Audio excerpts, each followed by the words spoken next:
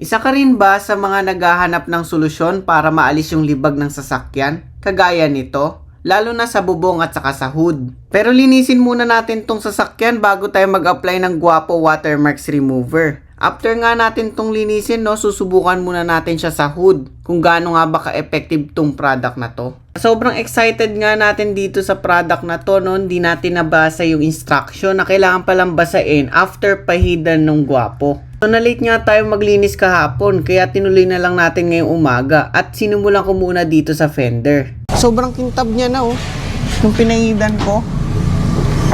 So natapos na tayo mag-apply ng Guapo kaya binasa ko naman ito at pinunasan ng basahan. Pero ito yung pinakamatindi kong kalaban dito kasi nga wala siyang parking, yung mga ipot ng ibon, tapos yung mga dagta pag napaparking siya sa ilalim ng puno.